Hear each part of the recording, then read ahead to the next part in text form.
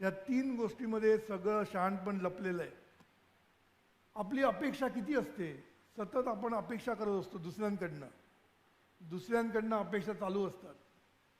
आई वडिलांकडनं अपेक्षा, मुलांकडनं अपेक्षा, कंपनीमधनं अपेक्षा, बॉसकडनं अपेक्षा, समाजाकडनं अपेक्षा, सरकारकडनं अपेक्षा.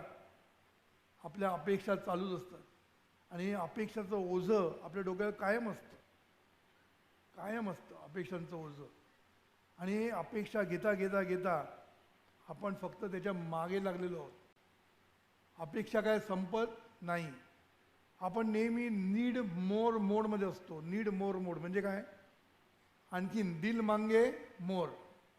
काही मिळू दे जगामध्ये, तुम्हाला बघा काही मिळालं तरी आणखी आणखी हा शब्द कधीच संपत नाही. आणि आणखी आणखी म्हणताना दुःखी होतो, हे लक्षात ठेवायचं. म्हणून अपेक्षा संपतच नाही. पण एक गोष्ट विसरतो तो, जेव्हा त्याच्या अपेक्षा संपत नाहीत ना, तेव्हा तो एक गोष्ट विसरतो की आपण जसं दुसऱ्यांकडनं अपेक्षा करतो तसे दुसरे पण आपल्याकडनं अपेक्षा करतो, याचा विसर पडतो. ही मजा आहे परत. म्हणजे आपल्या अपेक्षा आईवडिलांकडनं असतात, आपल्या अपेक्षा मुलांकडनं असतात, पण त्यांच्या पण अपेक्षा आपल्याकडे आहेत, याचा मात्र विसर, याचं मात्र पडलेलंच नसतं. आता बायको बघा, बायको आणि मजा काय असते की आपण आनंदासाठी सगळ्या गोष्टी करतो. आता शिक्षण का घेतो, आनंदासाठी. लग्न का करतो, आनंदासाठी. मुलं का होतात, आनंदासाठी. करिअर का करतो, आनंदासाठी. सगळं काय आपण जे करतो ना ते आनंदासाठी करतो आणि कुठेही आनंद मिळत नाही. हा मोठा प्रॉब्लेम आहे. लग्न करेपर्यंत बघा काय मजा असते. लग्न जेव्हा लागतं ना तेव्हा बघा त्यांच्या मुलांकडे, नवरा बायकोकडे बघा, डोळ्यात डोळे घालून बघत असतात.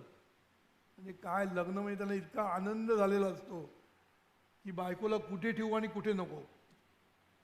पण हे किती दिवस चालतं, किती दिवस चालतं, 2 वर्ष झाली की कंटाळ येतो. मग सिरियल चालू झाली आहे, तुझं माझं ब्रेकअप. काय तुझं माझं ब्रेकअपमध्ये काही यांचं जुळतच नाही. दोघांना एकमेकाबद्दल म्हणजे ॲडजस्टमेंट नाहीच. काय अर्थ आहे. मग तुझं माझं ब्रेकअप झालं की मग हळूहळू करिअरमध्ये लक्ष देतो, मग घरामध्ये सगळं दुःख निर्माण होतं. आणि मग तुझं माझं चेकअप म्हणजे माहीत आहे ना, ब्लड प्रेशर वाढलेलं, डायबिटीज झाला आहे की नाही, हे सगळं चेकअप करायला लागतं हळूहळू. कारण का, ही जी दुःख होतात ना, या दुःखातनं स्ट्रेस निर्माण होतो आणि त्याच्यातनं लोक मग आरोग्य त्यांचं बिघडत जातं, लक्षात ठेवा. म्हणून हे जे अपेक्षा आहेत, बायकोकडनं ज्या अपेक्षा असतात, प्रत्येक नवऱ्याला वाटतं आपली बायको कशी पाहिजे, सुंदर पाहिजे.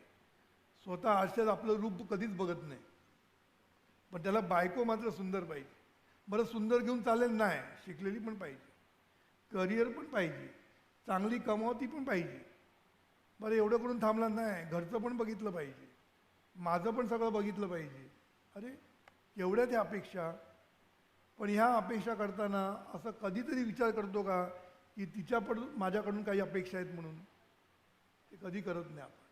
म्हणून एक लक्षात ठेवायचं, जपानमध्ये 3 गोष्टींना महत्त्व दिलेलं आहे. तलवार, रत्न आणि आरसा, 3 गोष्टींना महत्त्व दिलेलं आहे. ते काय म्हणतात, तलवार काय सांगतं, शक्ती कमवली पाहिजे, सामर्थ्य पाहिजे आपल्याकडे, त्याशिवाय कोण तुम्हाला विचारत नाही. रत्न म्हणजे पैसा पण पाहिजेच. आणि तिसरं महत्त्वाचं आरसा, तू स्वतःकडे पाहायला शिक. आपण स्वतःकडे कधीच पाहत नाही, आपण फक्त दुसऱ्यांकडे बसून त्या दुसऱ्यांवर कसं कॉमेंट करता येईल हेच बघत असतो. म्हणून अपेक्षा आपल्याकडनं काय आहे, आईवडिलांच्या आपल्या अपेक्षा काय आहेत ह्याचं कोणालाच भान नसतं. म्हणून आपण एक ज्या घटना बघतोय पेपरामध्ये ते बघून आपण चाट होतो. हल्लीच घडलेली घटना सांगतो. मुंबईला एक मुलगा अमेरिकेला असतो, तो अमेरिकेहून इथे जेव्हा मुंबई येतो, घरात जातो, तर घरामध्ये आईचं स्केलिटन दिसतं. माहिती आहे का तुम्हाला? स्केलिटन मिळालेलं असतं. म्हणजे त्या आईला त्यांनी वर्षभर कॉन्टॅक्टच केलेला नसतो. बरं ती आई आहे की नाही शेजाऱ्यांना पडलेलं नाही आहे, कोणालाच काय पडलेलं नाही, फक्त पैशाच्या मागे सगळेजण. आईवडिलांचं किंमत नाही, कशाचीच किंमत नाही, आणि सगळेजण फक्त पैशाच्या मागे आहेत. आणि आईचं स्केलिटन घरी मिळालं, हे काय चांगली गोष्ट आहे का? म्हणून एकाने असं म्हटलेलं आहे की आईवडिलांचं श्राद्ध करू नका, आईवडील जिवंतपणी असताना त्यांचं काहीतरी करायचं ते करा. आईवडील जिवंत असताना जे काय करायचं ते करा, त्यांना आनंदी कसं करता येईल ते बघा. श्राद्धाच्या वेळेला आईला काय आवडतं, लाडू आवडतं म्हणून कावळ्याला नेऊन देण्यापेक्षा आपण कावळ्याला नेऊन देतो जे आईला आवडतं ते.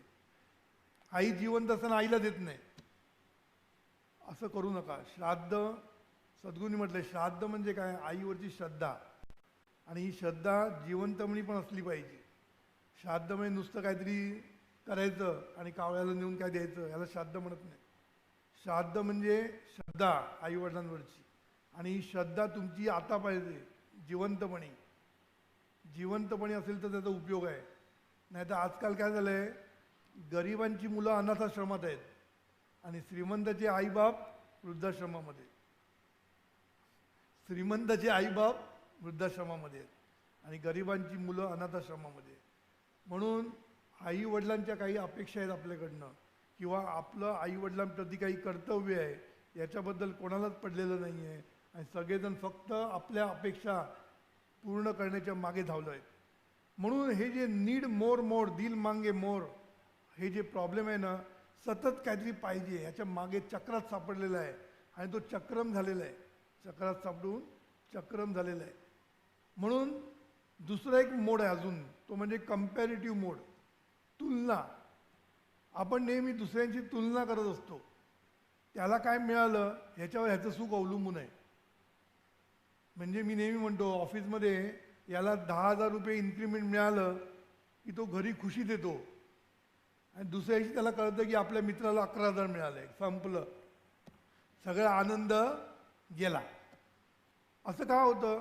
कारण आपण तुलनात्मक, त्याच्या तुलनेमध्ये आपलं सुख आपलं अवलंबून आहे, आपलं सुख त्याच्या तुलनेमध्ये अवलंबून आहे. बघा ना, आपली पण मजा बघा ना, आपल्या मुलाला 94% मिळाले, आपण पेढे वाटतो, आणि दुसऱ्या दिवशी कळतं की शेजारच्याला 95 मिळाले, सगळा आनंद गेला. म्हणजे आपलं सुख, आपला आनंद हा तुलनेमध्ये अवलंबून असतो, तुलना करून अवलंबून असतो. म्हणून हे जे नीड मोर मोड, किंवा आपण म्हणतो ना, काय म्हणतात त्याला, कम्पॅरेटिव्ह मोड, हे दोन्ही मोड आहेत ना, हे किती तुम्ही केलं तरी तुम्ही सॅटिस्फाय होणार नाही, लक्षात ठेवा. मग निर्माण काय होणार? व्हॉइड, व्हॉइड निर्माण होणार. व्हॉइड म्हणजे खड्डा. किती बघा, श्रीमंत माणूस किती असला तरी त्याला असं वाटतं कुठेतरी मला कमी मिळालं आहे, कुठेतरी कमी आहे, मी कुठेतरी कमी आहे असं त्याला वाटत असतं. मग तो श्रीमंत असू दे, सत्ताधीश असू दे, टॉप बिझनेसमन असू दे, किती कीर्तिमान असू दे, सगळ्यांच्या आयुष्यामध्ये कुठेतरी व्हॉइड असतो, लक्षात ठेवा. म्हणून तुम्ही बघितलं सगळ्या सेलिब्रिटीज, आपण बघितलं सगळ्या सेलिब्रिटीज ह्या कशा आहेत, शेवटी दुःखातच असतात. म्हणून सांगायचा मुद्दा, हे काही नको असं नाही. सद्गुरू काय म्हणतात, हे सगळं पाहिजे, तुम्ही मिळवा, सगळं काही मिळवा, पण त्या मिळवण्याची जी पद्धत आहे ना, ती महत्त्वाची आहे. मिळवायचं कसं, ह्याला खूप महत्त्वाचं आहे. म्हणून सद्गुरूंनी काय सांगितलं की तुम्ही आनंदातच आहात, हे पहिलं लक्षात घ्या. तुम्ही आनंदातच आहात, सुखी आहात. तुम्ही म्हणा अरे खायला काय नसेल तर, ते सद्गुरू सांगितलेलं आहे, ज्यांना अन्न, वस्त्र, निवारा, शिक्षण आणि आरोग्य हे ज्यांना मिळालं आहे ते सुखीच आहेत.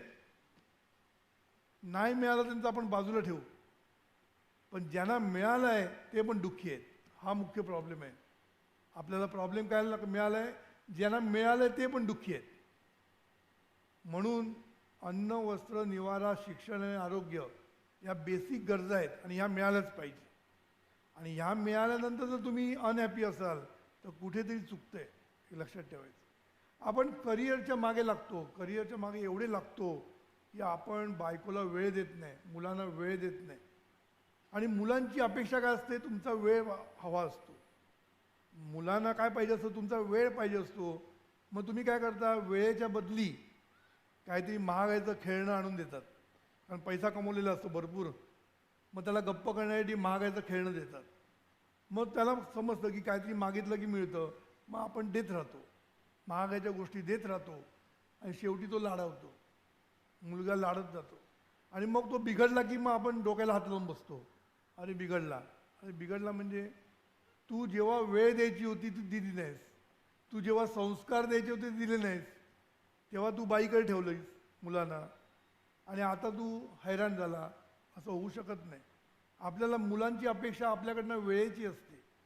एक गोष्ट मी मध्ये वाचली होती, एक मुलगा बापाला विचारतो की मला तुमच्या एका तासाचा पगार किती आहे. तो बाप सांगतो काहीतरी 1000-2000 काय सांगतो माझा एका तासाचा पगार. मग त्यांनी आपल्या किटीमध्ये त्या ह्याच्यातनं जमून ठेवलेले असतात किती 1000 रुपये, ते असतं ना पिगी बॉक्स, त्याच्यामध्ये त्याने 1000 रुपये जमवलेले असतात. ते 1000 रुपये तो नेऊन बापाला देतो आणि सांगतो काय, तुमचा मला 1 तास द्या, तुमचा मला 1 तास द्या, मी तुम्हाला 1000 रुपये देतो. सांगायचा मुद्दा काय की मुलांना जे पाहिजे त्यांची जी अपेक्षा आहे तिथे आपलं लक्ष नाही आहे. लक्षात ठेवा, त्यांची अपेक्षा आपलं लक्ष नाही आहे आणि मग आपण त्याच्याबद्दल त्याला त्यांचे लाड करत बसतो.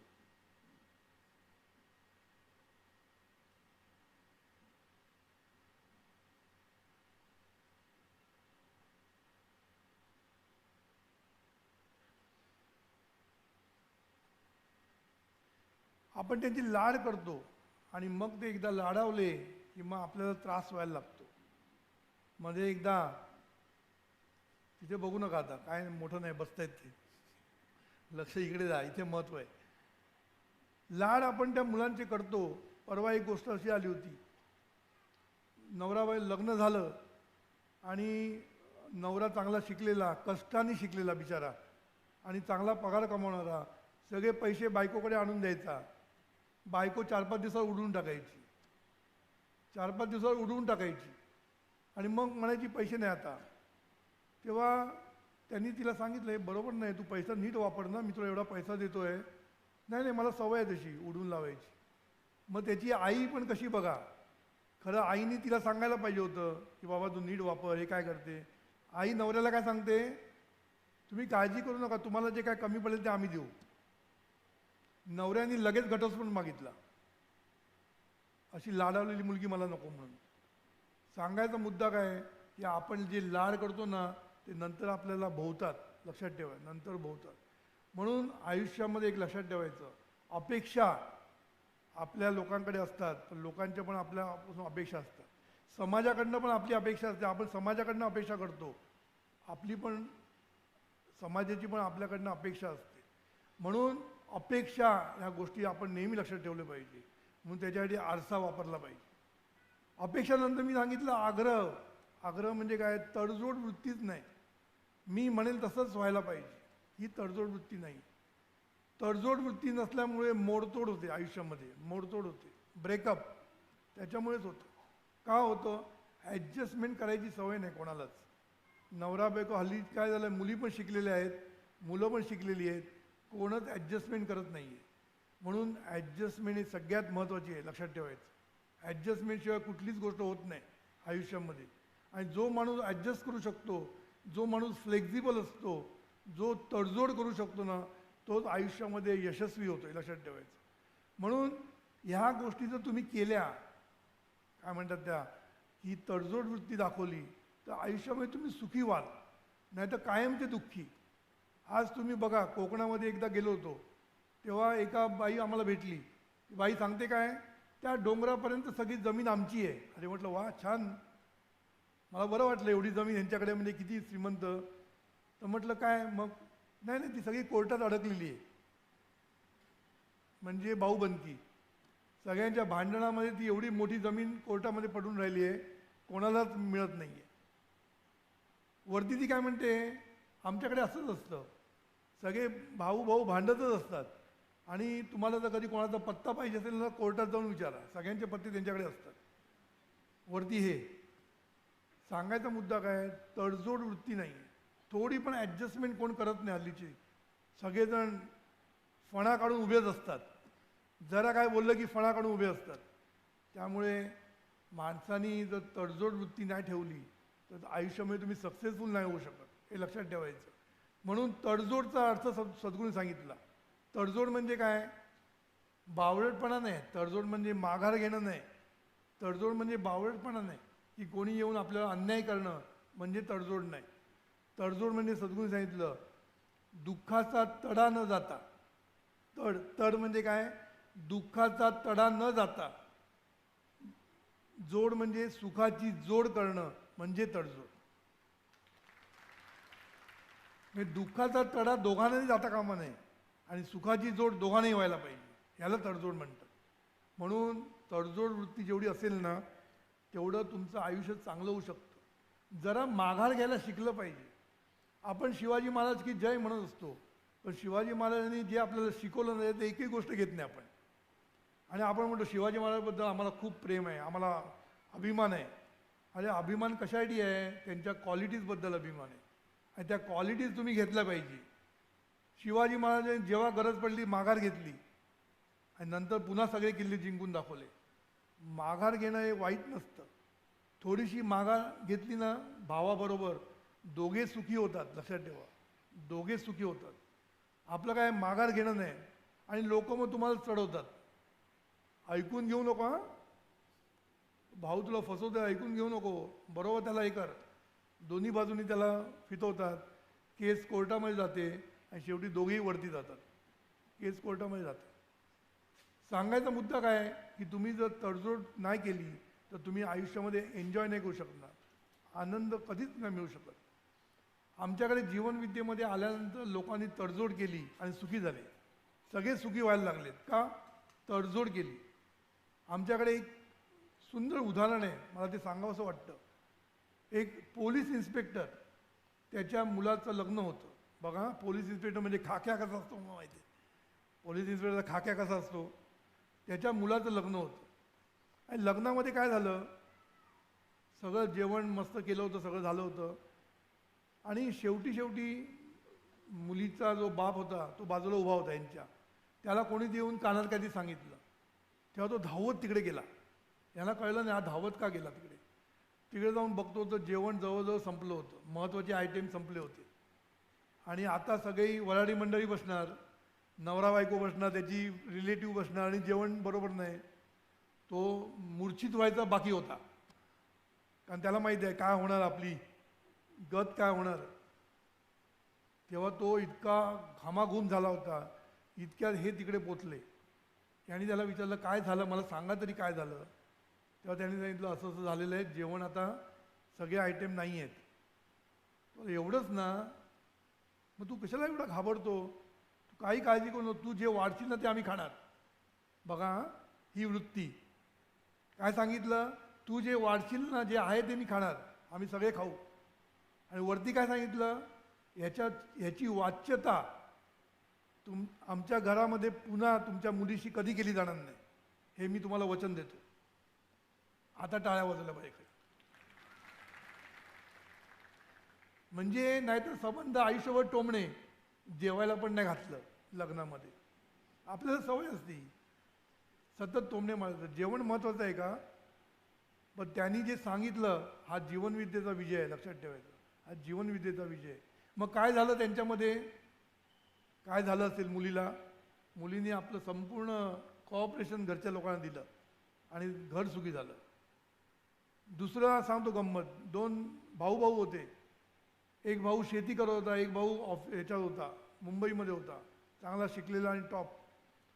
जेव्हा वडील गेले तेव्हा शेतीचे 2 भाग करण्याची वेळ आली आणि तो गावाकडचा भाऊ होता, त्याचा संपूर्ण चरितार्थ त्या शेतीवर चालत होता. ह्या भावाने काय विचार केला की ह्याचा संपूर्ण चरितार्थ त्याच्या शेतीवर अवलंबून आहे. आतापर्यंत सगळी शेती त्यांनीच केलेली आहे, मी इथे येऊन शिकलो, मला आता भरपूर माझ्याकडे पैसा आहे, मी त्याच्यावर लक्ष ठेवता कामा नये. म्हणून त्यांनी भावाला काय सांगितलं, मला ह्याच्यातलं काही नको, तू घे. बघा याला म्हणतात मनाचा मोठेपणा. तू घे म्हणून सांगितलं. आता भावाची रिॲक्शन काय झाली असणं विचारा. भावानी मिठी मारली याला आणि त्याचा परिणाम काय झाला, आयुष्यभर तो भाऊ त्याचा ऋणी राहिला. आता तो भाऊ मुंबईचा काय सांगतो, शेतीमध्ये काही पिको, पहिला गोणी आमच्या घरी येते, पहिली गोणी आमच्या घरी येते, मग तो खातो. कारण त्याला भावाबद्दल प्रेम आदर हा निर्माण झाला. म्हणजे दोघेही भाऊ एकमेकांच्या गळ्यात गळ्या घालून राहिले. हेच जर त्यांनी नाही नाही मला पाहिजेच माझं म्हटलं असतं, किंवा कधीकधी लहान लहान एरियासाठी भांडणं करत बसतात. हे सगळं जे आहे ना, थोडीशी तडजोड वृत्ती दाखवली ना तर माणूस मोठाच होतो, हे लक्षात ठेवा, मोठाच होतो. मध्येच एक घटना घडली. 3 भाऊ होते. प्रॉपर्टीची वाटणी करताना एका लहान भावाला त्यांनी ती काय म्हणतात त्याला, जी जमीन हे होतं ना, भरड जमीन म्हणतात ना, भरड जमीन दिली लहान भावाला डोंगरावरची, ती काय उपयोगी नाही. त्यांनी गपचूप घेतली. तो काय बोलला नाही, चालेल बोलला, त्यांनी घेतली. आणि चांगली जमीन ह्यांनी घेतली. पण भावाचं नशीब बघा, नशीब पण शब्द आम्ही वापरत नाही, भावाचं पुण्य बघा की ती डोंगरावरची जमीन एका मोबाईल कंपनीनी कोट्यावधी रुपये देऊन घेतली. त्यांना ती मोबाईलसाठी पाहिजे होती आणि वरती त्याला तिथे नोकरी पण दिली, सगळं बघण्यासाठी त्याला नोकरी पण दिली. म्हणजे सांगायचा मुद्दा, तडजोड केल्याने कोणीही कधी वाईट होत नाही, लक्षात ठेवा. थोडीशी तडजोड म्हणजे असं नाही की सगळं देऊन टाकायचं. कधी कधी दिलं तरी चालतं, कधी कधी तुमच्याकडे भरपूर असेल तर गरीब भावाला दिलेलं काय वाईट नसतं. पण तडजोड ही गोष्ट सगळीकडे पाहिजे असते. ही तडजोड नाही म्हणूनच ब्रेकअप होत आहे. आज घटस्फोटाची वाढली काय, आज घटस्फोटावरती घटस्फोट. जो उठला सुटला घटस्फोटच घेतोय. कारण मी पर्सनल काउन्सिलिंग करतो, माझ्याकडे एवढ्या केसेस येतात, क्षुल्लक कारणावरनं घटस्फोट. क्षुल्लक काय तर माझ्या आईला टोमणे मारतो. अरे काय कारण झालं, नवरा माझ्या बायकोला आईवडिलांना वाटेल ते बोलतो. तर नवऱ्याला पण अक्कल नाही, एवढा शिकलेला आहे की तिची आईवडील तिला महत्त्वाचे आहेत, आपले आईवडील आपल्याला महत्त्वाचे आहेत. त्यांना टोमणे म्हणून तुला काय मिळणार आहे. पण डोकं नाही, शहाणपण नाही. आता हे शिकलेली मुलं मी बघतोय अशी वागतायत. म्हणून मला सद्गुरूंचं हे 100% पटलेलं आहे. शहाणपणाचा अभाव हे सर्व दुःखाला कारणीभूत आहे, हे मला 100% पटलेलं आहे. मी जेव्हा काउन्सिलिंग करतो तेव्हा क्षुल्लक गोष्टी त्याच्यावर लोक भांडतायत आणि घटस्फोट घेत आहेत. घटस्फोट घेणं म्हणजे मजाच चाललेली आहे, मजा वाटते लोकांना घटस्फोट घेणं म्हणजे. बरं, घटस्फोट घेऊन ते आयुष्य सुधारणार आहे, दोघांचं आयुष्य खराब होतं. म्हणून आग्रह, हट्टीपणा, तडजोड वृत्ती नसणं हे तुम्ही कधीच सुखी होणार नाही आयुष्यामध्ये. म्हणून आयुष्य तुम्ही जगा, सगळ्या गोष्टी तुम्ही मिळवा, करिअर करा, सगळं करा, पण हे करताना थोडीशी तडजोड वृत्ती, थोडीशी आपल्या दुसऱ्यांच्या अपेक्षा काय आहेत ह्या आपण पूर्ण करणं, या सगळ्या गोष्टीला खूप महत्त्व आहे. आणि तिसरी गोष्ट म्हणजे असमाधान. मी सांगितलं, हा असमाधान म्हणजेच व्हॉइड, लक्षात ठेवा. किती मिळवलं तरी आपल्याला असमाधान असतं. असमाधानाचं व्हॉइड हा निर्माण होतोच. का तर माणूस कधीच समाधानी होऊ शकत नाही. मग समाधानी होत का नाही, कारण आणखीन पाहिजे असतं, आणखीन पाहिजे असतं. म्हणून सद्गुरू काय म्हणतात की समाधानाच्या अधिष्ठानावर, हे वाक्य लक्षात ठेवा, हे वाक्य आज घेऊन जा बरोबर. तुम्ही जे काही जीवन जगता ते समाधानाच्या अधिष्ठानावर जगा. म्हणजे काय, समाधानी राहून जगा. म्हणजे आहे त्याच्यामध्ये समाधानी राहा आणि नाही त्याच्यासाठी प्रयत्न कर. बघा, सिंपल आहे. म्हणून म्हणतो शहाणपण एवढं सोपं नाही आहे. शहाणपण एवढं सोपं पण आहे की समाधानाच्या अधिष्ठानावर, म्हणजे काय, समाधानी राहायचं प्रत्येक गोष्टीमध्ये आणि नाही ते मिळवायचा प्रयत्न करायचा. आज तुला जे काही जॉब आहे त्याच्याबद्दल तू समाधानी राहा. आपल्याला काय होतं, समाधानीच नसतो आणि मग म्हणतो जॉब सॅटिस्फॅक्शन नाही. कसलं जॉब सॅटिस्फॅक्शन? जॉब सॅटिस्फॅक्शन असं जॉबमधनं येत नसतं. आपल्याला वाटतं जॉबमधनं सॅटिस्फॅक्शन येतं, जॉबनं सॅटिस्फॅक्शन नाही. सॅटिस्फॅक्शन हे आपल्या वृत्तीतनं येत असतं, लक्षात ठेवायचं. म्हणून स्वामी विवेकानंदांनी एकीकडे म्हटलेलं आहे, आनंदाने काम कर तू, आनंदासाठी काम करू नकोस. बघा, आनंद मिळवण्यासाठी काम करू नकोस. आनंदाने तू काम कर, आनंद मिळणारच तुला, आनंद मिळणारच.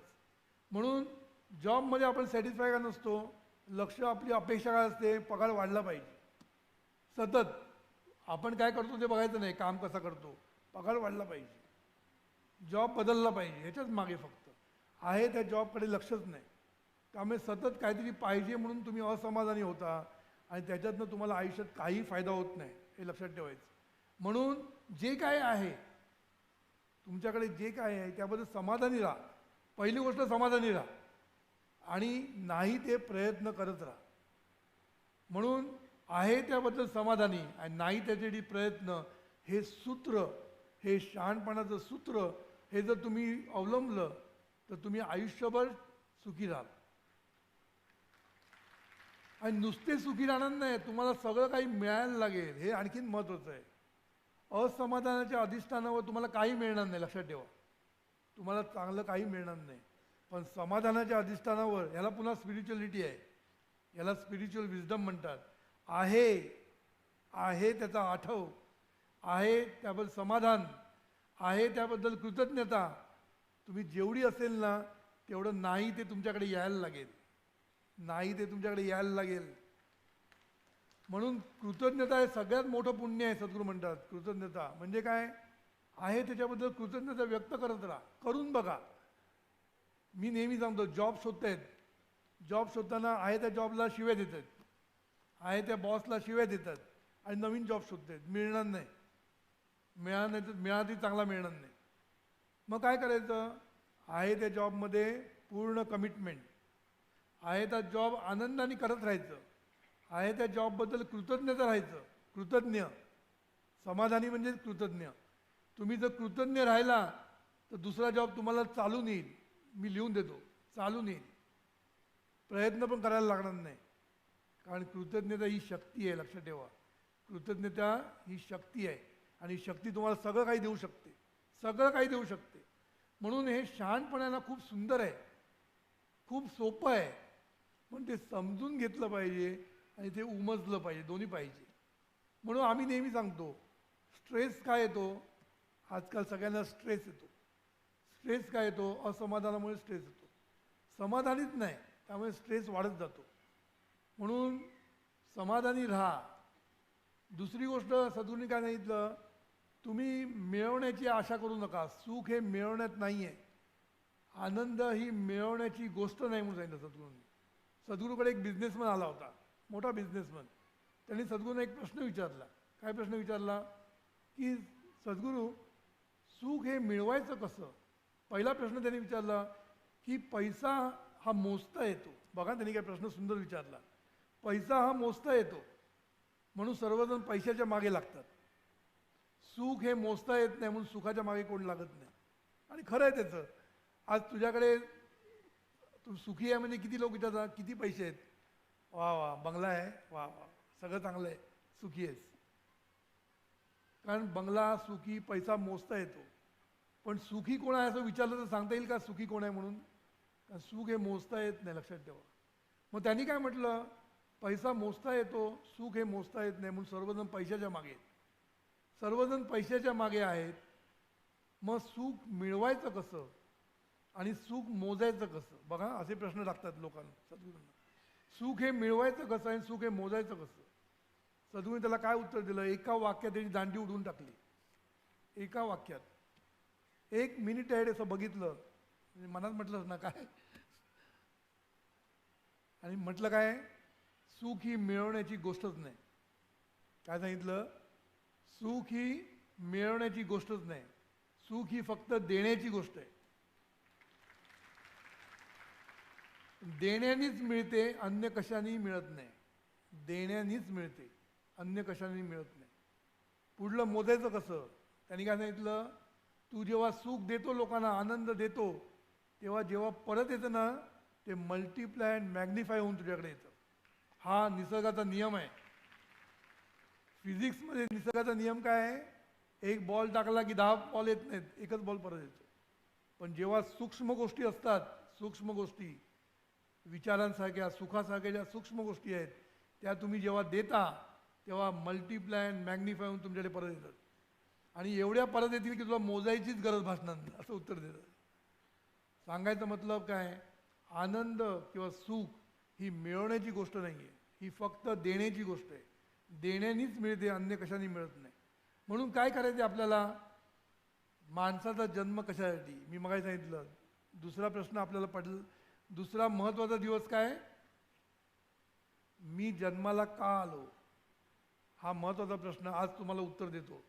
तुम्ही जन्माला आलाय ते आनंद वाटण्यासाठी. आनंद वाटता वाटता आनंद लुटण्यासाठी जन्माला आलाय. कारण वाटला की तो मल्टीप्लाय मॅग्निफाऊन तुमच्याकडे परत येणार आणि मग तुम्ही लुटू शकता, भरपूर लुटू शकता.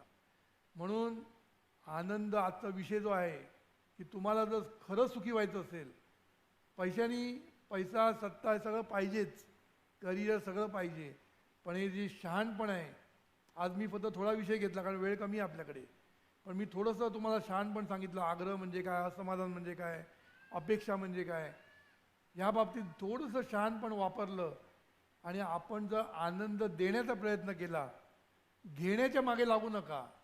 घेण्यामध्ये स्ट्रेस आहे, लक्षात ठेवा. घेण्यामध्ये स्ट्रेस आहे आणि देण्यामध्ये ग्रेस आहे, लक्षात ठेवायचं. देण्यामध्ये ग्रेस आहे आणि द्यामध्ये या आहेत, लक्षात ठेवा. तुम्ही जेव्हा द्या तेव्हा त्याच्यामध्ये या ऐकू येतं की नाही तुम्हाला? ते या म्हणजे येणार तुमच्याकडे, तुम्ही काळजी करू नका.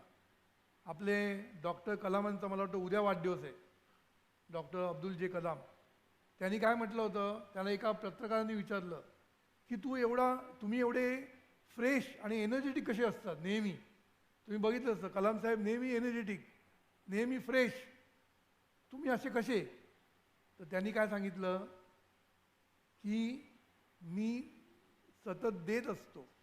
मला एकच विचार असतो, काय? की मी लोकांना काय देईन, हा एकच मी विचार करतो, म्हणून मी फ्रेश असतो. आणि जो काय मिळवेन, ह्याच्याकडनं काय काढता येईल, त्याच्याकडनं काय काढता येईल, तो स्ट्रेसमध्ये असतो, लक्षात ठेवायचं. म्हणून जो देतो ना तो मोठा होतो, लक्षात ठेवा. पण द्यायचं म्हणजे पुन्हा सत्पात्रीच पाहिजे, कोणालाही काढून देऊ नका. देण्याला सुद्धा महत्त्वाचं असतं, देताना सुद्धा शहाणपण लागतंच. वॉरन बुफे तुम्हाला माहीत असेल, जगातला श्रीमंत माणूस, आता तो 2 नंबरवर गेला असेल, पण तो जगातला एक श्रीमंत माणूस, त्याने आपली जवळजवळ 90% संपत्ती देऊन टाकली. त्याला 2-3 मुलं आहेत मला वाटतं. त्याने एकाने प्रश्न विचारला, आपल्या पत्रकारांना हा प्रश्न पडतोच की तू एवढे पैसे देऊन टाकतोय, तुझ्या मुलांचं काय? त्याने उत्तर जे दिलं ते ऐका. त्यांनी काय उत्तर दिलं की मुलांसाठी एवढं पण ठेवू नका की मुलांना आयता बसून खाण्याची वृत्ती निर्माण होईल. काय सांगितलं? मुलांसाठी एवढं पण ठेवू नका की त्यांना आयतं खाण्याची वृत्ती निर्माण होईल, आणि मुलांना एवढं कमी पण देऊ नका की त्यांना काहीतरी करण्याची स्फूर्ती येईल नाही. म्हणून असं द्या की त्यांना काहीतरी करून दाखवण्याची स्फूर्ती पण आली पाहिजे, आणि ऐत खाऊ वृत्ती येता कामा नये, असं मुलासाठी ठेवा. खूप ठेवलं ना की मुलं बिघडतात, ऐत खाऊ होतात, ऐत खाऊ. म्हणून लाडावलेली मुलं असतात ना जी श्रीमंताची, त्यांना पुढे पश्चाताप होतो, कारण ते सतत यांच्या पैशाकडे डोळे लावून बसलेले असतात, हे कधी मरतील आणि आम्हाला पैसे मिळतील. त्यामुळे आजचा जो विषय आहे, आनंद वाटता वाटता आनंद लुटणं, याच्यामध्ये कुठेही मिस्टेक नाही आहे, मिस्टेक नाही आहे. एकच लक्षात ठेवायचं की आपण आयुष्यामध्ये सतत देत राहण्याची विचार करायचा. मी लोकांना आनंद कसा देईन? मग आनंद देण्यासाठी काय करायला लागतं? काहीही करा. पैसा नसेल स्माईल तरी द्या, काहीच नसेल शुभेच्छा द्या, काहीच नसेल तर त्याला थँक्यू म्हणा, काय झालं तर कृतज्ञता व्यक्त करा, कौतुक करा. हे सगळे पैशाशिवाय करण्याच्या गोष्टी आहेत. आणि ज्यांना पैसे देण्याची काय म्हणतात त्याला शक्ती आहे, त्यांनी पैसे पण द्या, लोकांना मदत करा. तुम्ही जेवढं लोकांना मदत कराल ना तेवढं तुम्हाला पुण्य पण मिळतं. म्हणून देण्याची वृत्ती आपल्याकडे आली पाहिजे, देण्याची. म्हणून सतत देत राहायचं लोकांना. आपण काय द्यायचं? आनंद द्यायचा. तो कसा द्यायचा ते एक मोठं लेक्चर द्यायला लागेल मला, कसं द्यायचं. मग सद्गुरूंनी त्याच्यामध्ये एक सोपा उपाय काढला आहे. सद्गुरू काय म्हणतात, तुम्हाला काय देता येत नाही ना, पण निदान शुभेच्छा तर देता येतात, लोकांबद्दल शुभचिंतन तर करता येतं, एवढं तर देता येतात. मग तुम्ही लोकांचं शुभचिंतन करा सतत. आपण काय करतो? याची वाट लागू दे, याचं वाटोळ होऊ दे. कोकणामध्ये कुठे म्हणतात ना कुठेतरी, याचं काय पुढली एकादशी याला बघायला मिळू नको दे, होय महाराजा म्हणतात सगळेजण. म्हणजे लोकांचं वाटोळं करण्यामध्ये आपण पडलेलो असतो. आणि सद्गुरू बरोबर उलटं सांगतायत. सद्गुरू काय सांगतात, लोकांचं शुभचिंतन कर, प्रत्येकजण मोठा होईल हा विचार कर, प्रत्येकजण सुखी होईल हा विचार कर, तू सुखी होशील. रिॲक्शन, ॲक्शन आणि रिॲक्शन हा नियम लक्षात ठेवा. तुम्हाला कुठेही कमी पडणार नाही. तुम्ही जेवढं लोकांचं शुभ बोलाल ना तेवढं तुमच्याकडे भरपूर येईल. म्हणून स्वार्थ सगळ्यात सत्य आहे, स्वार्थ सत्य आहे. स्वार्थासाठी तरी करा. लोकांचं शुभ बोलून तुमचं नुकसान नाही होणार, लोकांचं भलं चिंतून तुमचं नुकसान नाही होणार. उलट तुम्ही मोठे व्हाल, हे लक्षात ठेवा. तुम्ही मोठे व्हाल हे लक्षात ठेवा. कारण हे कोणी सांगणार नाही, हे कोणी सांगत नाही. हे लोक सांगतात काय तुम्हाला, 21 उपास, ह्याचं दर्शन घ्या, त्याचं दर्शन घ्या, ओले ते घालून कुठेतरी फिरून या, यांनी कधीच सुखी होणार नाही. ते तुम्ही करा, पण त्यांनी सुख मिळत नाही, लक्षात ठेवा. मोठमोठे ॲक्टर लोकसुद्धा अनवाणी चालून येतात सिद्धिविनायकला, आमच्याकडे मुंबईला. अशाने काही सुख मिळत नसतं, लक्षात ठेवायचं. म्हणून सुख पाहिजे असेल, सुख द्यायला शिका. आनंद पाहिजे, आनंद वाटायला शिका. कसा वाटायचा, सिंपल गोष्ट सांगितली, काय, प्रार्थना. सद्गुरूने आप एक प्रार्थना निर्माण केली, काय, हे ईश्वरा सर्वांना चांगली बुद्धी दे, आरोग्य दे, सर्वांना सुखात आनंदात ऐश्वर्यात ठेव, सर्वांचं भलं कर, कल्याण कर, रक्षण कर, आणि तुझे गोड नाम मुखात अखंड राहू दे. ही प्रार्थना फक्त आतल्यात म्हणत राहा, आतल्यात, मोठ्याने पण नाही, आतल्यात म्हणत राहा. ही प्रार्थना जेवढी म्हणाल ना तेवढी तुमची वृत्ती बदलत जाईल, तुमची आनंद देण्याची वृत्ती वाढेल, लोकांचं भलं करण्याची वृत्ती वाढेल. आणि हे तुमच्या मुलामध्ये पण रुजवा. सतत कृतज्ञ राहणं, सर्वांचं भलं म्हणणं, ह्या गोष्टी आहेत ना, शक्ती आहेत. आपल्याला सॅम्पल साध्या वाटतात. थँक्यू म्हणजे काय, थँक्यू मनापासून आलं पाहिजे, लोकांचं शुभचिंतन मनापासून आलं पाहिजे. आणि हे जेव्हा तुम्ही करता ना तेव्हा तुम्हाला सुख भरभरून मिळणार, आनंद भरभरून मिळणार. हे करून बघा, हे करून बघा. म्हणून सद्गुरूंनी जी प्रार्थना दिली आहे ती प्रार्थना तुम्ही म्हणायला पाहिजे. रात्री झोपताना सद्गुरू म्हणता अर्धा तास झोपून म्हणा, ती तुमच्या अंतर्मनामध्ये जाईल. आणि लोकांचं शुभचिंतन जेवढं तुम्ही कराल तेवढे लोक तुमच्यासाठी हजर राहतील. म्हणून सद्गुरू म्हणतात ही एक व्यवस्था आहे. तुम्ही सर्वांचं शुभचिंतन केलं की सर्व तुमची व्यवस्था करतात सगळीकडे. तुम्हाला कुठून तुमची व्यवस्था होईल कळणारच नाही. तुम्ही शुभचिंतन जे लोकांचं करायला लागला, तुम्ही कुठल्याही संकटात सापडलं की तुम्हाला मदत येईल. बघा, सगळं काही तुमच्या मनासारखं व्हायला लागेल. म्हणून तुमच्या स्वार्थासाठी तरी, मी पुन्हा तुम्हाला स्वार्थच आणतोय, कारण स्वार्थ सगळ्यात सत्य आहे ना. स्वार्थ नसेल तर कोणी ऐकणार नाही. स्वार्थासाठी तरी लोकांना आनंद वाटायला शिका. आणि आनंद वाटण्याचं सर्वात सोपं साधन म्हणजे विश्वप्रार्थना. मनापासून प्रार्थना म्हणायची. आमच्याकडे आम्ही 1000 वेळा म्हणतो दिवसातून. जेव्हा जेव्हा रिकामा वेळ असेल तेव्हा प्रार्थना, रिकामा वेळ असेल तेव्हा, कामामध्ये नाही. आमच्याकडे काही लोक असे आहेत, कॉम्प्युटरवर बसले, कॉम्प्युटर उघडायला वेळ लागतो तेवढ्या वेळात प्रार्थना म्हणून घेतात. समजलं? म्हणजे काय, ही एक सवय व्हायला पाहिजे प्रार्थना म्हणण्याची. आणि दुसऱ्यांचं भलं कर भलं कर म्हणता म्हणता म्हणता तुमचं कधी भलं होईल तुम्हालाच कळणार नाही, तुम्हालाच कळणार नाही. म्हणून हा विषय खूप मोठा आहे. कारण जीवनविद्या ही काही छोटी नाही आहे, खूप मोठा विषय हा. पण हा विषय तुम्हाला शिकायचा असेल तर आपलं पुस्तकांचा सेट आम्ही बाहेर ठेवलेला आहे, तो पुस्तकाचा सेट घ्या. याच्यातनं कोणालाही कमिशन मिळत नाही. सद्गुरू नेहमी सांगतात की हे पै म्हणजे हे पै, मी पण पैच, हे पै जे सांगतात त्याला एक पैचा खर्च नाही. एक लक्षात ठेवा, एक पैचा खर्च नाही. आणि एकही पै त्यांच्याकडे जात नाही. कुठल्याही पुस्तकावर रॉयल्टी घेतली जात नाही. आमची माणसं पुस्तकं तुमच्याकडे घेऊन येतात, त्यांना कमिशन दिलं जात नाही. त्यांना एकच कमिशन आहे, काय, आनंद वाटण्याचं कमिशन आहे. ते आनंद वाटत असतात. म्हणून पुस्तकाचा सेट घेतला तर आयुष्य सेट होईल, हे लक्षात ठेवा. आमच्या फायद्यासाठी आम्ही सांगत नाही. दुसरं गोष्ट सांगितली, टी व्हीवर आणि यूट्यूबवर भरपूर गोष्टी आहेत, सद्गुरूंच्या आहेत, माझी पण लाईफ मॅनेजमेंट, सगळे 20 लाईफ मॅनेजमेंट आहेत. नंतर वेबिनार सुरू केलेले आपण तरुणांसाठी, वर्क लाईफ बॅलन्स कसा करायचा हे सगळं त्याच्यामध्ये शिकवलं जातं. नंतर सद्गुरूंचं दर रविवारी सह्याद्रीवर सकाळी सह्याद्रीवर 8 वाजता दर रविवार तुम्हाला सद्गुरू भेटू शकता. त्याचा पण तुम्ही आस्वाद घ्या. चिंतन चिंतामणी रोज सकाळी 5:45 असतं, त्याचा आस्वाद घ्या आणि आपलं आयुष्य तुम्ही बदलू शकता. आयुष्य बदलण्याची आणि ह्याच्यामध्ये तुम्हाला कुठेही कर्मकांड करायला सांगितलेलं नाही, कुठलंही कर्मकांड नाही, सगळं रिकाम्या वेळात करण्याच्या गोष्टी, एकही पैसा न खर्च करण्याच्या गोष्टी, पण अमूल्य लाभ, लाभ अमूल्य हे लक्षात ठेवायचं.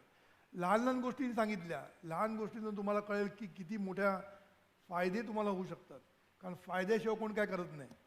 पहिला प्रश्न होतो was it in it what is in it me for me असं विचारतात लोक. काही म्हटलं तर ह्याच्यामध्ये मला काय आहे, अरे तुलाच सगळं आहे. तू दुसऱ्यांचं भलं करून त्याचं भलं होईल ते होईल, पण तुझं भलं पहिलं होईल हे लक्षात ठेव. त्यामुळे ही प्रार्थना सगळ्यांनी म्हणा, प्रार्थना म्हणा. म्हणून सद्गुरूंना एकाने विचारलं प्रत्येक समस्या उपाय काय. सद्गुरूंनी काय सांगितलं, सर्व समस्या तिसऱ्या रविवारी असतं, तेव्हा तुम्हाला जेव्हा वेळ मिळेल तेव्हा तुम्ही बघू शकता. हजारो लोक बघतायत. थँक्यू. तुमच्या घरी येऊन संस्कार देतो आम्ही. हा जो लाईव्ह वेबिनार आहे तो live.jivanvidya.org या संकेतस्थळावर तुम्हाला बघता येईल. याची वेळ आहे सकाळी 10 ते 11 आणि येत्या 22 ऑक्टोबरला दिवाळी निमित्त स्पेशल वेबिनार सर देणार आहेत, सर मार्गदर्शन करणार आहेत. तेव्हा सर्व लोकांनी या वेबिनारचा लाभ घ्यायचा आहे. आता आपण पुढच्या प्रश्नाकडे वळूयात. समोरून एक प्रश्न आहे. हां बोला. हॅलो. हां. मी शेतकरी एक आहे. हां. शेतकरी हा पारंपरिक पूर्वीच्या पद्धतीने शेतकरी हा राजा असं समजला जात होता. पूर्वी शेतकरी हा राजा, मध्यम व्यापार, कनिष्ठ नोकरी अशी होती. आता ह्या आपल्या हिंदुस्थानामध्ये शेतकरी आम्ही किती दिवस समाधान राहण्याचा प्रयत्न केला तर आमचं समाधान म्हणत म्हणत आमचं आत्ता परिस्थिती उलटी झालेली आहे. आपला एकदम प्रपंच सगळा संपला असलासुद्धा आत्महत्या करण्याची पाळी आलेली आहे. समाधान म्हणजे पुढच्या काळामध्ये ह्याचा अर्थ ह्या कलियुगामध्ये कसा घ्यायचा.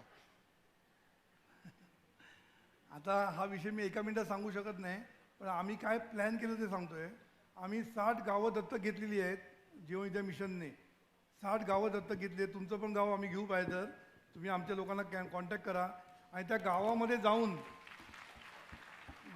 जाऊन आम्ही त्यांना सगळी म्हणजे काय आज जी आत्महत्येची कारणं आहेत ना ती काही टेक्निकल आहेत आणि काही दुसऱ्या गोष्टी आहेत. म्हणजे नीट म्हणजे मी आता सगळं सांगत बसत नाही, पण ती सगळी कारणं आम्ही त्यांच्यातनं काढायचा प्रयत्न करतो आहे आणि त्याच्यासाठी आम्ही ग्रामसमृद्धी अभियान चालू केलेलं आहे आणि गावागावामध्ये जाऊन आम्ही सगळं करणार आहोत. तर तुमच्या गावामध्ये आम्ही येऊन ते करू इच्छितो तुम्हाला जर इंटरेस्ट असेल तर. हां. हॅलो नमस्कार, मी विजय पाटील. आपण ज्या विषयावरती आपण आज बोललात किंवा जे ज्ञान इथं प्रसारित करण्याचा प्रयत्न झाला त्याच्या उलटं बरोबर सगळं चक्र आपल्याला जगामध्ये पाहायला मिळतंय. एका बाजूला बाबा रहीम आहे, दुसऱ्या बाजूला निर्मला बाबा आहे. हे सगळे एका बाजूला चालू आहे आणि दुसऱ्या बाजूला तुमच्याकडनं अशा प्रकारचं ज्ञान देण्याचं काम चालू आहे. ह्याचं व्यापक स्वरूप किती लवकर येऊ शकेल आणि त्याकरता काही योजना आहेत आपल्या? छान प्रश्न विचारला तुम्ही. आजकाल अध्यात्माची म्हणजे काय खिल्ली उडवली जाते कारण असं बघून सगळेजण खिल्ली उडवतात, पण अध्यात्म एक एवढं चीप नाही आहे. अध्यात्म हे सगळं जीवनाचा पाया आहे आणि हे व्यापक होण्यासाठी खरं म्हणजे काय म्हणतात नेहमी सद्गुरू म्हणायचे की राजाचं आश्रय मिळाला तर हे जास्त प्रचार प्रसार होऊ शकतो. म्हणून राजाश्रयाला खूप महत्त्व आहे. म्हणून आपले आमदार साहेब समोर बसलेले आहेत की ते मिरजमध्ये किती लवकर पोचू शकतील हे त्यांच्या हातात आहे. त्यामुळे अशा लोकांचं जर आम्हाला मदत मिळाली, आता आमचे गाडगीर साहेब त्यांनी पैशाची मदत केली, असं जर मोठमोठ्या लोकांनी जर मदत केली तर ह्याचा व्याप वाढू शकतो. कारण शेवटी प्रत्येकाला खर्च असतो. आम्ही जरी काही पैसे घेत नाही, आता बोलणारा पैसे घेत नाही, हे सगळे ही IT इंजिनियर आहे, स्वतः काम ही प्रोफेसर आहे, पण हे सगळं आपलं नोकरी सगळं सांभाळून इकडे येतात. तिचा नवरा म्हणून बसलाय समोर, हे सगळे इथे बसले ते सगळे शिकलेली मुलं आहेत, पण ते आपला वेळ खर्च करून इकडे येतात. एका पैशाची त्यांना अपेक्षा नाही आहे. कोणी पैसे घेत नाही, माझ्यासकट कोणी घेत नाही. म्हणजे सद्गुरू निरपेक्ष होतेच, पण कार्यकर्ते पण निरपेक्ष आहेत. पण मी आमदार साहेबांना तेच सांगत होतो की आम्हाला कुठेही कन्सेशन नसतं. आता आमचं जीवन विद्या ज्ञानपीठ आहे, तिथे इलेक्ट्रिसिटीचा खर्च आम्हाला कमर्शियल रेटनी भरायला लागतो. तिथे आम्ही काय पैसा कमवण्यासाठी करत नाही, लोकांना शिक्षण देण्यासाठी करतो. पण त्याची व्हॅल्यू जितकी लवकर मोठ्या मोठ्या लोकांना कळेल तेवढा हा व्याप वाढत जाईल आणि सर्व लोकांपर्यंत जर गेलं, कारण हा जो विषय आनंद वाटणं आणि आनंद वाटण्यातनं आनंद लुटू शकतो किंवा सुख द्या आणि सुख घ्या, हा विषय जर सगळीकडे पोचला तर जग विश्वशांती होईल, विश्वशांती होईल आणि सगळेजण सुखी होतील. आज तुम्ही जे बोलला ते बरोबर आहे. आज सगळेजण दुःखी काय, कारण आम्ही सगळं उलटं सांगतो ते कोणाकडे जात नाही. पण हे उलटं नाही, हे खरंच उलटं आहे आणि लोक करतात ते उलटं करतात. तरी सुद्धा मला असं वाटतं सद्गुरू, आपण आपल्याकडनं आवाहन केलं गेलं पाहिजे.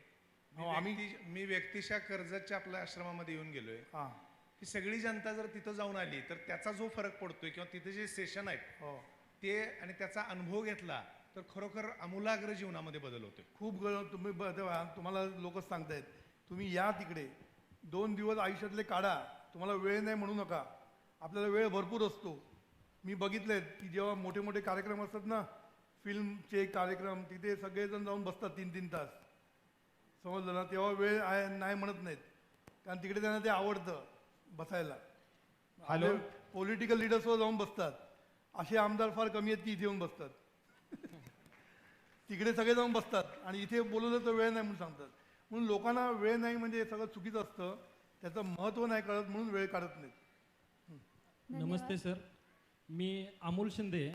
माझा प्रश्न असा आहे की अलीकडल्या काळात जीवनमूल्यांचा ऱ्हास गतीनं व्हायला लागलाय का, आणि त्यामध्ये जर काही बदल करायचा असेल तर जे शिक्षणाची बदलती पद्धत आपण बघतोय की 1.5-2 वर्षाची मुलं शाळामध्ये गाठली जातात आणि कुटुंबापासून दूर नेली जातात, आणि जे शिक्षण आहे ते नेमकं त्याच्या मातृभाषेतनं मिळावं का कोणत्या पद्धतीनं, याबद्दल थोडंसं, आणि शिक्षण व्यवस्थेत मूल्यवर्धित काय हे करण्यासाठी काय प्रयत्न करता येतील का? हां, आता हा थोडा सरकारचा प्रश्न आहे, पण आमच्या बाजूने आम्ही काय करतो ते सांगतो. आम्ही निरनिराळ्या शाळामध्ये जाऊन मार्गदर्शन करतो, ही एक गोष्ट करतो. दुसरं, आम्ही एक अभियान सुरू केलं आहे, संस्कार अभियान. त्याच्यामध्ये आम्ही काही शाळा दत्तक घेतल्या आहेत. दत्तक शब्द मला आवडत नाही, पण मला दुसरा शब्द माहीत नाही काय. काही शाळा आम्ही घेतलेल्या आहेत आणि त्या शाळेमध्ये आम्ही शिक्षकांना एक संस्कारांचं शिक्षण देतो आणि त्यांनी ते पुढे फॉरवर्ड करायचं आपल्या मुलांना. अशी आम्ही एक व्यवस्था करतो आहे की शिक्षकांना संस्कार कसे द्यायचे हे आम्ही शिकवतो आहे, काय द्यायचे हे शिकवतो आहे, आणि मग ते शिक्षक आपल्या मुलांना देत आहेत. त्यांनी काय होईल माहिती आहे, आमचा लोड कमी होईल आणि शाळेमध्ये ते सतत चालू राहील. आणि आम्ही जे शिकवतो त्याच्यामध्ये कुठेही धर्माचा प्रश्न नाही आहे. आमचं हे सगळं सेक्युलर आहे, निधर्मी आहे. प्रार्थना म्हणताना आम्ही म्हणतो तुम्ही अल्ला म्हणा, नाही तर तुम्हाला पाय ते म्हणा. हे ईश्वरा म्हणायचं नको असेल. आमच्याकडे केवढे तरी मुसलमान लोक हे अल्ला म्हणून म्हणतात ते प्रार्थना. त्यामुळे हे कम्प्लिटली सेक्युलर आहे. कुठल्याही शाळेमध्ये भीती वाटायची कारण नाही. इथे आमच्याकडे खूप शिक्षण तज्ज्ञ इथे बसलेले आहेत. तर मी एका शाळेत सकाळी गेलो होतो, तेव्हा मी सांगितलं की आम्ही फुल कॉपरेशन देऊ तुम्हाला. तुमच्या शिक्षकांना पण आम्ही ट्रेन करू की त्यांनी संस्कार कसे द्यायचे मुलांना, ज्या रीतीने ते लवकरात लवकर फोफावतील. तर त्या दृष्टीने आमचे प्रयत्न चालू आहेत. आणि मिरजमध्ये खूप काम करण्यासारखं आहे, कारण मला बरेच शिक्षण महर्षी इथे बसलेले दिसत आहेत. ते आम्हाला नक्कीच मदत करतील. नमस्कार सर. स्टेजच्या उजव्या बाजूला एक प्रश्न आहे, मॅडम विचारा प्रश्न. नमस्ते सर. हां बोला. सुख आणि आनंद या बाबतीत आपलं आता सांगितलेलं खूप छान वाटलं मला. खूप आनंद झाला ऐकून, कारण असं सांगणारे कोणतरी आपल्यात आहेत. मी अजून पहिल्यांदाच कार्यक्रम तुमचा अटेंड करते आणि याच्यामध्ये एकच मला आता मगाचपासूनचा एक प्रश्न पडला आहे की ह्याच्यामध्ये सगळ्यात एक महत्त्वाचा भाग आहे की तडजोड हा आम्हाला कायमच करायला लागतो. आम्ही आत्तापर्यंत करत आलो, महिला पण करतात, पुरुष पण करतात, प्रत्येक व्यक्ती करत असते. पण त्याला कुठे लक्ष्मण रेषा आहे का असं वाटतं काही वेळेला, की तडजोड करता करता सुद्धा एखादा माणूस दुःखी सुद्धा होऊ शकतो. तर ते तडजोड करणं किती गरजेचं छान आहे, किती सांगितलं. लक्ष्मण रेषा. तडजोडची जी मी व्याख्या सांगितली ना ती सगळ्यात महत्त्वाची आहे. हां. की सुखाची जोड दोघांनाही व्हायला पाहिजे हां. आणि दुःखाचा तडा दोघांनी जाता कामा नये. जाता कामा नये. ह्या दृष्टीने आपण सुवर्ण मध्य काढला पाहिजे. नेहमी सुवर्ण मध्य, कारण का असं माहिती आहे, प्रत्येक माणूस हा वेगळा आहे. नवरा बायको प्रत्येका वेगळे असतात. त्यामुळे त्यांनी एकत्र राहणं म्हणजे थोडीशी तडजोड केल्याशिवाय राहणं शक्य नाही. नाही. बरोबर आहे की नाही? तुम्ही म्हणत नाही मला मी सांगतो तसं व्हायला पाहिजे, असं होणार नाही. म्हणून आम्ही नेहमी म्हणतो कधी तुझं खरं कधी माझं खरं. नेहमीच माझं खरं म्हणशील तर तुझं नाही खरं. कळलं ना? म्हणून तुम्ही कधी तुझं खरं कधी माझं खरं, नेहमीच माझं खरं म्हणशील तर तुझं नाही खरं. म्हणजे ह्याचा अर्थ काय, कधी कधी सोडून द्यायचं, कधी कधी धरून ठेवायचं. अशा रीतीने जर दोघांनी जर संसार केला किंवा ऑफिसमध्ये सुद्धा तुम्ही जर थोडं सोडून दिलं, आणि सोडून देताना लाचारीने सोडायचं. ला तर जेव्हा मी मॅरेज काउन्सिलिंग करत असते किंवा मुलांना काउन्सिलिंग करत असते त्यावेळी हा वेगळाच प्रश्न मला आता निर्माण झालाय ह्या वर्षभरामध्ये. हां, बरोबर. आणि तडजोड हा मुलांना शब्द माहितीच नाहीये. माहितीच नाही आहे. आणि तो तडजोड हा शब्द सांगताना त्यांना पहिला हे तुमच्यासारखं विश्लेषण करायला लागतं आणि केल्यानंतर पण त्यांचे अनेक प्रश्न असतात. त्याच्यामध्ये किती करायची हा एक मोठा प्रश्न त्यांच्यासमोर असायचा.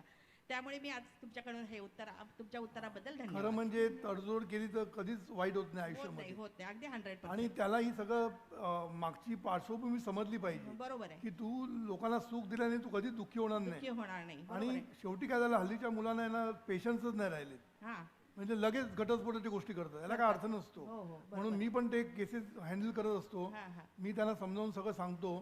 त्यांना मी कोर्सला पाठवतो, तुम्ही काय करा माहिती, अशा केसेसना आम्हाला कोर्सला पाठवा. नक्की नक्की त्या नक्की कोर्समध्ये त्यांना सगळं समजल्यानंतर ते असं झालेलं आहे आमच्याकडे. हा, हा, बरं. किती लोकांनी येऊन सांगितलं की आता आम्ही घटस्फोट घेणार नाही म्हणून, हा, हा, हा. आमचं चुकलं म्हणून. कारण 11 वर्षापूर्वी जेव्हा 11 वर्षापासून मी काम करते, 7-8 वर्षापूर्वीपासूनचा आताचा अनुभव असा आहे की प्रत्येक केस ही क्रिमिनल होत चालली आहे. आणि ते क्रिमिनल होणं किती धोकादायक आहे हे आमच्या सामान्य माणसांना, त्यांच्या पाठीमागच्या पॅरेंट्सना पण कळत नाही, नातेवाईकांना पण कळत नाही.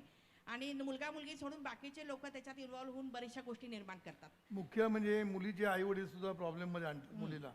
हे बरोबर आहे, माझं अगदी बरोबर आहे. मुलीचे आई वडील मुलीची बाजू घेतात. खरं म्हणजे आम्ही नेहमी सांगतो, आता आमचा जे कोर्स असतात कौटुंबिक सौख्याचे, त्याच्या आम्ही नेहमी सांगतो की पहिलं मुलीच्या आई वडिलांनी मुलीला सांगायला पाहिजे की तुझे ते आता आई वडील आहेत, आई वडील आहेत. तू आमच्याकडे बघायचं, त्यांच्याकडे हो, बघायचं. हो. आणि मुलीच्या आई वडिलांनी मुलांच्या आई वडिलांशी दोस्ती केली दोस्ती पाहिजे. केली पाहिजे. मी हे तेच केलं सांगते. पाहिजे मेन. हो, हो. मी नेहमी कुठलाही माणूस मला नमस्कार करायला येतो, नवीन नवीन जोडपं, हा, हा. त्याला मी एकच सांगतो की मुलाला सांगतो की तू तुझ्या आईवडिलांची काळजी करू नको, तू तिच्या आईवडिलांची काळजी घे.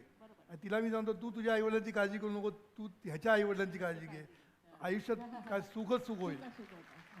म्हणजे सासवा सासवाटी मैत्रीण होणं गरजेचं आहे. मैत्रीण होणं गरजेचं त्याच्याशिवाय आहे. हा आणि विषय सुटत जावयानी सासऱ्याचं केलं त्याला खूप आनंद असतो. नाही. Correct. जावई माझं बघतो याला खूप आनंद असतो. आणि सुनेने जेव्हा आईवडिलांचं सासू सासरे करते तिला पण आनंद येतो. आणि पहिल्यापासून आहे ना मुलांचा पण एक रोल असतो याच्यामध्ये. आपल्या आई वडिलांना पण समजून सांगायला पाहिजे की बाबा, आणि तिला पण समजून सांगायला पाहिजे की तू त्यांचं बघ म्हणून. Correct. आणि थोडंसं काय माहिती आहे, काही नाही, थोडंसं मान दिला ना की की लोक सगळ्या खुश गोष्टी होतात. होतात. काही द्यायला लागत नाही. म्हणून मी म्हणतो ना, काय द्यायचं, मान द्यायचा, थोडंसं कौतुक करायचं, थोडंसं रिस्पेक्ट, आणि Okay. काय पाहिजे असतं. Thank you sir. Thank you sir. धन्यवाद पण मॅडम. तेवढं हॅलो पण सर. हां कुठे इथे वरती हां माझं नाव मुकुंदराज हळाळे. मी प्रोफेशन एक सिव्हिल इंजिनियर आहे. हां माझ्या घरी थोडे अध्यात्म भक्ती देवाची असं चाललेलं असतं भरपूर. कुठे एकटं येतो. समोर मी इथे समोर हां बरोबर, वरती. बोला बोला बोला. तर मला हे जाणून घ्यायचं आहे की देवाची भक्ती आणि अध्यात्म यामध्ये नक्की फरक काय? कारण तुम्ही आता थोड्या वेळापूर्वी म्हणाला अध्यात्म हा सगळ्याचा पाया आहे, तर त्यावर थोडंसं बोलावं. हा थोडंसं बोलणार का नाही या विषय. अध्यात्म म्हणजे पहिलं देव म्हणजे काय समजलं पाहिजे. लोकांना जो देव वाटतो तो देव नाही आहे, लक्षात ठेवा. बरोबर. देव म्हणजे चैतन्य शक्ती जी आपल्या आतमध्येच असते. आणि त्या चैतन्य शक्ती, खरं म्हणजे हा विषय खूप मोठा आहे, मी इथे घेऊ शकत नाही. पण एक लक्षात ठेवायचं की देव म्हणजे काय पहिलं समजून घ्या. सद्गुरूंनी देव हा निरनिळ्या लेवलला सांगितलेला आहे. पहिल्यांदा काय सांगितलं, जो देतो तो देव. बरोबर. पहिलं डेफिनेशन लहान मुलांना, देतो तो देव. देव कोण देतो तुम्हाला? आई वडील देतात, म्हणून आई वडील देव. म्हणून शिक्षक तुम्हाला ज्ञान देतात, सद्गुरू तुम्हाला ज्ञान देतात, राष्ट्र तुमचं काम करतं, हे सगळे देव. राष्ट्र हाच देव, बरोबर. सद्गुरू हाच देव, शिक्षक हाच देव, आई वडील हाच देव, हे पहिलं शिकवलं जातं. देतो तो देव. म्हणून मगाशी आमचे आमदार साहेब म्हणत होते की 36 कोटी देव आहेत. ह्याचं खरं त्याच्यामागची भावना ही अशी आहे की प्रत्येकामध्ये ईश्वर आहे, प्रत्येकामध्ये ईश्वर आहे.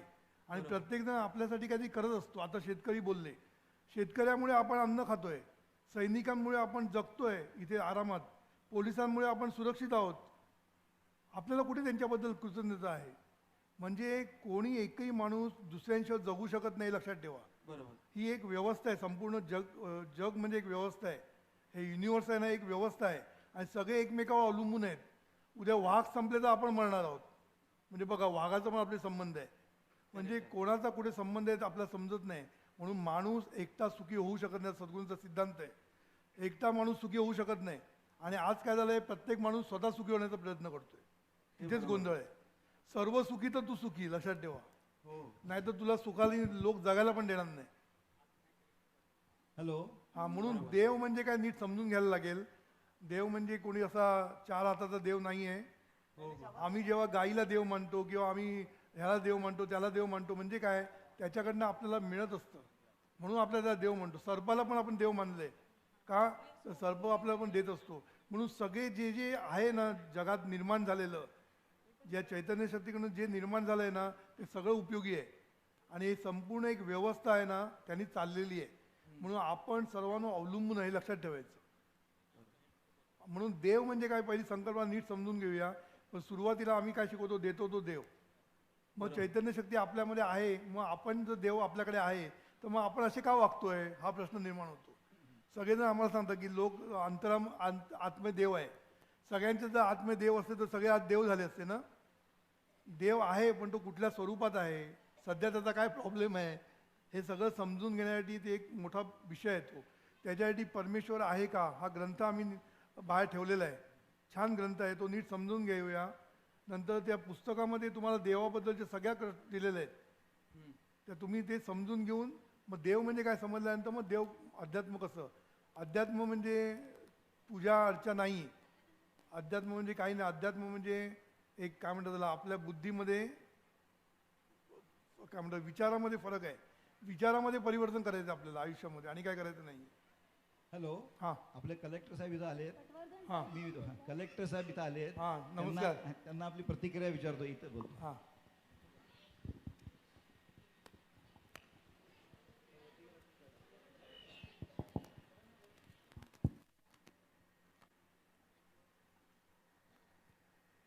आपल्याला नमस्कार. कलेक्टर साहेबांचं जीवन विद्या मिशनतर्फे हार्दिक स्वागत. या ठिकाणी जे जीवन विद्येवरती एक जीवन आवश्यक असं मार्गदर्शन केलेलं आहे, त्याबद्दल मी सर्वप्रथम या जिल्ह्याचा जिल्हाधिकारी म्हणून आपला अत्यंत ऋणी आहे. पटवर्धन साहेबांनी काही दिवसापूर्वीच मला सांगितलं होतं की या ठिकाणी आदरणीय प्रल्हादजी येणार आहेत. मलाही खूप आनंद झाला. मी त्यांना विनंती केली की मलाही त्या ठिकाणी यायचं आहे. याचं कारण मी आपल्याला सांगतो. आपण अनेक विद्या शिकतो, पण जी विद्या शिकायला पाहिजे जीवनविद्या ती मात्र आपण शिकलेली नसते. मग त्या विद्येचा किती वापर होतो हा एक संशयाचा प्रश्न आहे. ते जे विद्या शिकवतात त्याकडे बघितल्यानंतर एक मराठीतलं सुभाषित मला या ठिकाणी आठवलं. त्या सुभाषितामध्ये असं म्हटलेलं आहे की जीवन विद्येच्या जगती जन्म दिलास तुम्हाला, जीवन विद्येच्या जगती जन्म दिलास तुम्हाला, आचरणाचा अभाव येथे सांगू मी कुणाला. आपण आचरणाचा अभाव सगळ्याला सांगितलेला आहे. आणि आपण सांगितले की जीवन म्हणजे काय आणि जीवन जगताना कोणते मानवीय मूल्य, ज्यावरती प्रश्न विचारले गेले आता, कोणती मानवीय मूल्य आहेत, या मूल्याला धरून आपण आपलं जीवन जगायला पाहिजे. आपण बोलता बोलता एक वाक्य वापरलं, ते वाक्यसुद्धा खूप मनाला भावून गेलं. आणि त्या वाक्यावर एक सुभाषितसुद्धा खूप चांगला आहे की प्रत्येक माणसाला ज्यावेळेस त्याच्या आयुष्यामध्ये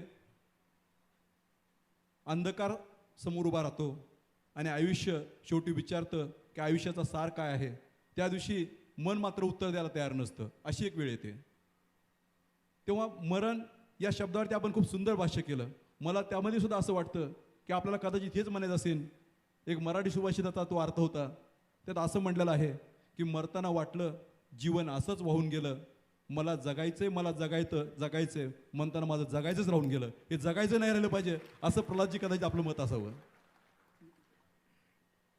आम्ही सुद्धा ज्यावेळेस शासकीय नोकरी करतो त्यावेळेस बरेच मूल्य पाळावे लागतात. एखाद्या गोरगरिबावरती अन्याय होतो आणि मुकाटपणे आपण ते पाहत असतो. कोणतं मूल्य सांगतं की तुम्ही गप्प बसावं? जगाचं कोणतंही मूल्य सांगत नाहीये. गरिबाला न्याय देणं हेच खरं मूल्य आहे, हे असं मला त्या ठिकाणी वाटतं. बरोबर. एखादा अन्याय अत्याचार बरोबरच एखाद्याचं कल्याण करायचंय, कायदा थोडाशा ठिकाणी बाजूला ठेवायचा आहे, भावनेनी मदत करायची आहे. एक पूर आलाय, लोक घरं वाहून गेलेत, त्या ठिकाणी कायदा सांगतो एवढीच मदत द्या, पण समाजातल्या 4 चांगल्या लोकांना मदतीला घेऊन जर त्याला मदत केली तर कोणता कायदा तुम्हाला सांगतो करू नका तुम्ही.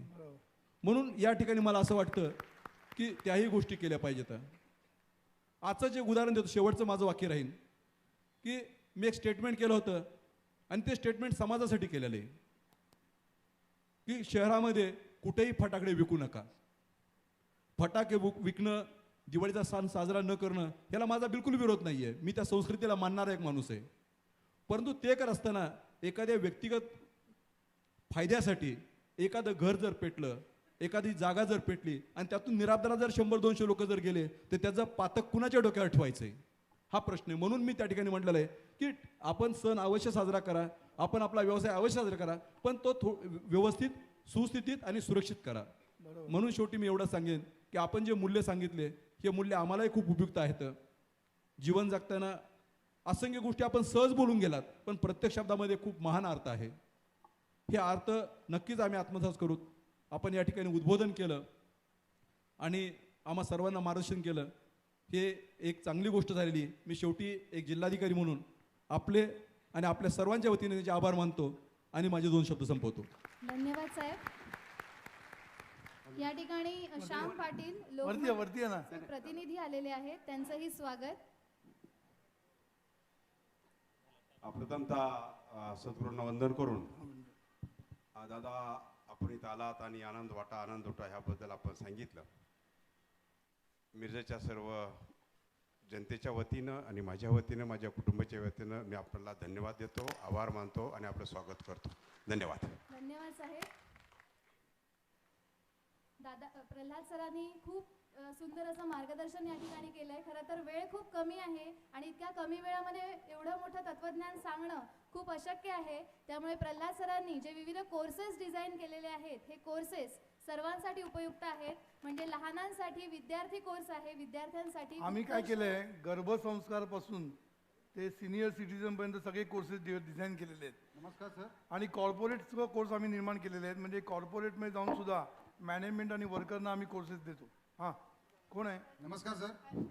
सर इकडे, सर इकडे. हां, लेफ्ट साईड आपल्या लेफ्टमध्ये. ओके सर माझं नाव चंद्रकांत कारवेकर सर, आर्मी रिटायर्ड आहे मी. हां, आपली एक आता जे आपण पॉम्पलेट वाटले त्याच्यामध्ये प्रतिक्रिया विचारली आम्हाला, तर त्याची प्रतिक्रिया सर ते पान आम्हाला कमी पडणार आहे असं माझा अंदाज आहे की त्याच्यामध्ये प्रतिक्रिया लिहिण्याचं पान कमी पडणार आहे. आता माझे एक सांगली जिल्ह्याच्या ती नेता मंडळी आणि कलेक्टर साहेब पण आलेले आहेत. तर मला असं वाटतं की हा जो कार्यक्रम एवढा मोठा आहे आणि याचं महत्त्व पण एवढं मोठं आहे, पण त्याला जागा कमी पडलेली आहे. म्हणण्याचा उद्देश असा आहे की हा कार्यक्रम एकदम मोठा व्हायला पाहिजे होता, पण तो एका थोडक्या जागेत झालेला आहे. एवढंच माझं म्हणजे खंत होती माझ्या नेता लोकांना आणि कलेक्टर साहेबांना. तर परतचा जो कार्यक्रम होणार आहे तो मोठा व्हावा अशी माझी विनंती आहे. ओके. नमस्कार सर. आपण काय म्हणाला? आर्मी रिटायर्ड आहे सर मी, आत्ता 1 महिना झाला रिटायर्ड. तुम्हाला आम्ही सॅल्यूट करतो. Thank you sir, thank you.